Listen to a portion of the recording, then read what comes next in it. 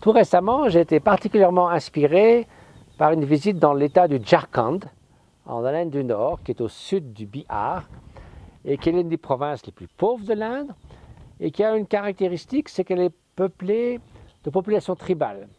Des personnes qui étaient des chasseurs-cueilleurs dans le passé, qui maintenant sont sédentarisés dans des villages incroyablement bien tenus, extrêmement propres, les maisons sont magnifiquement décorées, les gens ont un sens de dignité, personne ne vous demandera de l'argent ou autre chose comme ça. Il y a une vraie dignité et un accueil très chaleureux dans ces villages. À côté de ça, le Jharkhand est l'État indien qui est le plus riche en ressources minières. Donc vous avez des mines et des usines pour traiter l'uranium, le cuivre, le fer, le charbon, etc., avec tous les grands intérêts financiers des multinationales qui, bien sûr, ont tendance à occuper les territoires dont ils ont besoin. Donc ce contraste est très saisissant.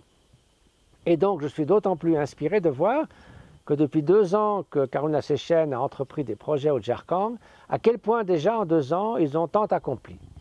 Il y a de très nombreux programmes dans le domaine de la santé, de l'éducation, et parmi ceux qui m'ont le plus, disons, touché, c'était notamment le programme d'alphabétisation des femmes. Et vous avez dans une pièce une vingtaine de femmes qui, normalement, pendant toute la journée, ont des travaux assez difficiles dans les champs pour s'occuper des animaux, et qui prennent le temps et font les efforts, en plus de ça, nécessaires pour apprendre à lire et à écrire.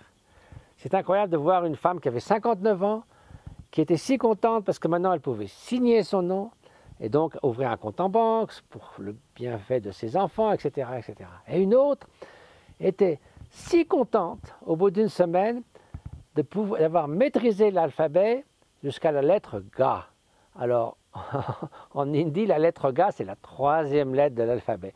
Donc c'est quelqu'un, comme je vous dis, je suis tellement content. Maintenant, je connais l'alphabet jusqu'à la lettre C. Mais vous voyez la joie qu'avait cette femme et la joie de continuer, bien sûr, non seulement à maîtriser l'alphabet, mais vraiment à lire, à écrire. Et donc, c'est éminemment inspirant.